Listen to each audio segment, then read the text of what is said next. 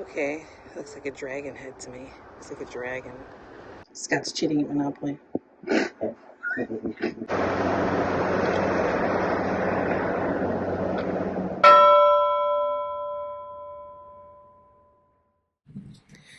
We are Scott and Shelley doing the adventure of a lifetime, America's Great Loop, traveling 6,000 miles around the entire eastern United States, all by water.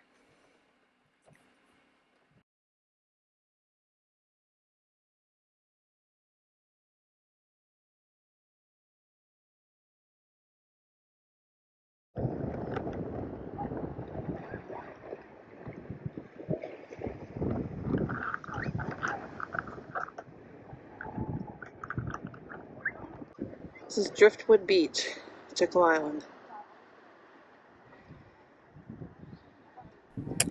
The beach and its iconic driftwood formed because of decades of erosion. What was once a maritime forest is now a sandy shore lined with weathered tree trunks and branches. It is a magical, beautiful, and serene place.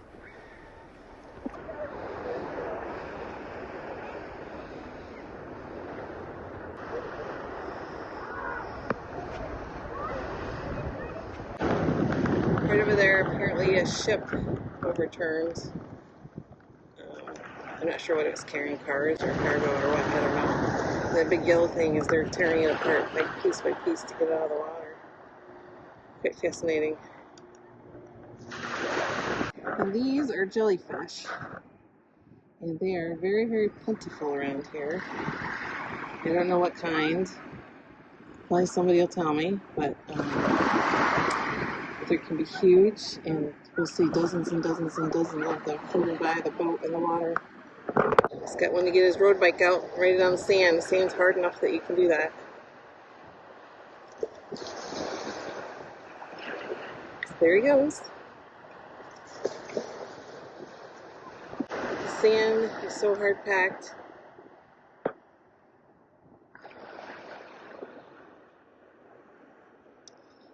Step on it, nothing happens.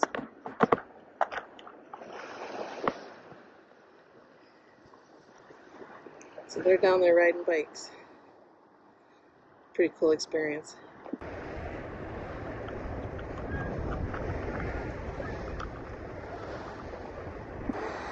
Okay, looks like a dragon head to me. Looks like a dragon. Jekyll Island has fantastic bike paths all the way around the island. There's the intracoastal that we have to go on when we go north. Kind of tight and shallow there. See the green marker? That's going to be fun. Some fantastic paved bike trails with historic sites along the way. Beautiful live oak trees with Spanish moss, which is not Spanish and not moss. Don't ask me. It's a gorgeous ride. We're riding around the whole island. Jekyll Island has fantastic paved bike paths that circumnavigate the entire island, allowing you the opportunity to see the historic homes, the ruins, the beaches, and the town.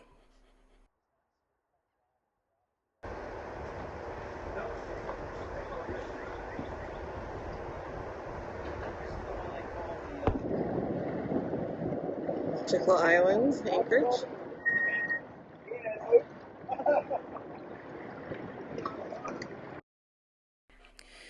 Jekyll Island is a small island off the coast of Georgia. It was originally settled by Europeans as a hunting club with a history that included the slave trade. The original plan was to use the island as a winter retreat for the wealthy, and it came into fruition in 1886. The rich and powerful of the time had summer cottages here. It was an exclusive enclave. 53 members purchased shares for $600 each, and a limit of 100 members was imposed to preserve the club's exclusivity. This was the era of the Rockefellers and big money in the late 1800s and early 1900s. Now you can tour these grounds and cottages to see how the other half lived. That's pretty cool. Jekyll Island has a small museum that tells the story of the island, especially the story of those of color and the enslaved. It was the first time I truly understood the human horror and suffering of slavery. You can hear the stories from a wide variety of individuals by picking up a phone. You can read the newspaper ads giving a reward for the return of a runaway slave. And this was just heartbreaking to me. Kidnapped adults and children were forced to endure a 6,000-mile journey across the ocean, laying side by side in dark, cramped, squalid conditions.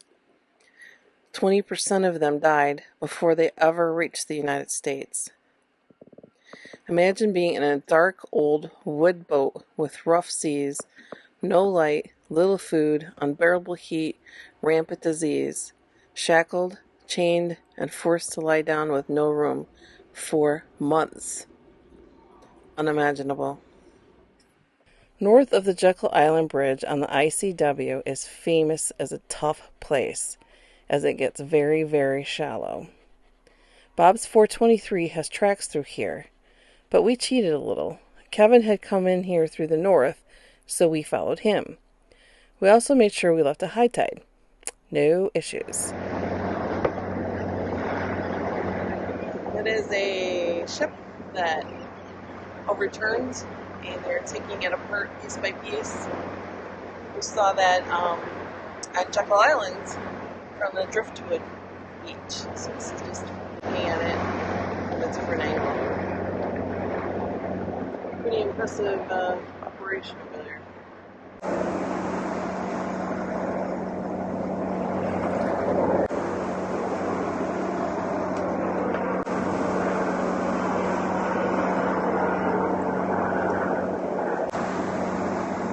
St. Simon's Island in Georgia. The Georgia stretch of the loop seems to be, I'm not going to probably have the technical name correct, but bayous or larger bodies of water, and then they're just connected by channels. So you're always either with the tide or against the tide or halfway between the currents. It'll push you one way and pull the other. So it makes for an interesting boating experience. Heading up to Savannah. Be about a 2-day trip. Anchor out somewhere tonight and then continue up to Marina tomorrow. Doesn't look like a lot of good options to anchor and take the dinghy into Savannah. So we're going to splurge on the marina for a couple days. I have been to Savannah, absolutely love it. Scott has not. This will be a new experience for him. So pretty excited. Been one of the highlights I've been looking forward to on this trip. Some more to come. Storm came through last night, been kind of rainy. Here's the bridge and the overturned vessel they've been working on. Pretty calm waters. It's good. It's always a good thing.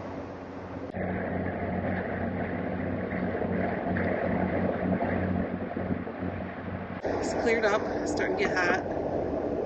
It's very buggy with all the low-lying grasses. You can see the stillness. There's not much breeze.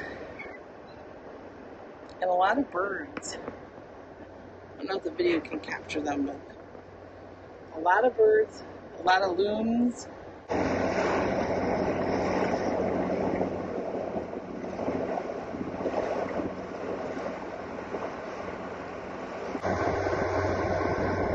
Kind of weird. One house, those little trees on the middle of the marsh, middle of nowhere. There's a bunch of dolphins. Like right in front of us. Yep. We have a dolphin friend. Oh, we have 3 dolphin friends.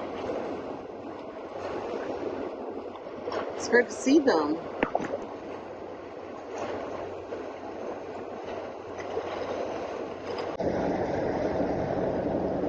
Some more Georgia coast.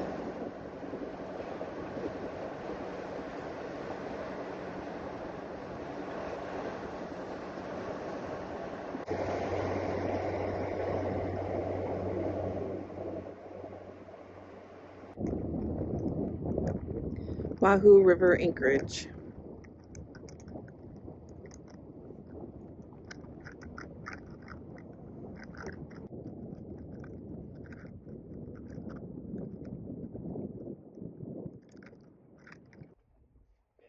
It is beautiful sunsets like this and the gorgeous view that really make anchoring such a delight. Scott's cheating at Monopoly. No, I'm going to put this in a YouTube video. That is a very blinding light. It revealed. I had a very good card. You've been cheating Very at high rent. Monopoly. Alright, We anchored out and had a good time playing Monopoly cards in the evening, even though Scott was cheating. We're in Georgia. We anchored in Wahoo River last night, which is just fun to say, Wahoo River. And we're heading north up to Savannah. I'm not sure what body of water this is right now. It was nice and calm, and now we're getting a little really cozy. It's also a little on the cool side and very windy, so I came downstairs. Not bad, a little rolling. You know, those are like 3-footers, but when you're used to the flat water, the ICW becomes a little more interesting, shall we say. So we're coming up to Bear River in Georgia. That is the Atlantic Ocean. So we're crossing in Georgia. It's much more open to the ocean. In Florida, they were more narrow and you couldn't really see them as well, and they were a little bit more protected. In Georgia, it's wide open. So we get these wide open sections that can get a little bit more really, but not too bad. Really. Had worse.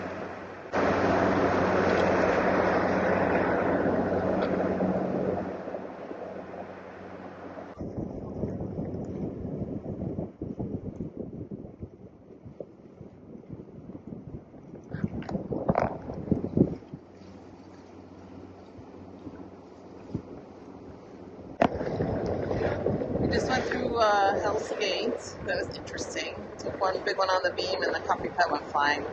Ground's all over the ground. Got that vacuumed up, cleaned up. So,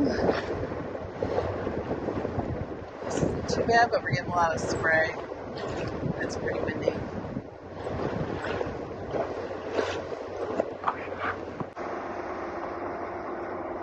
So this is what happens when you leave the window open and you step outside and the wind picks up and you're just at the right angle.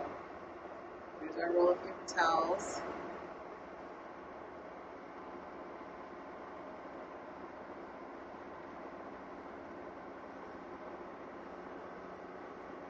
See, buddy's not even phased.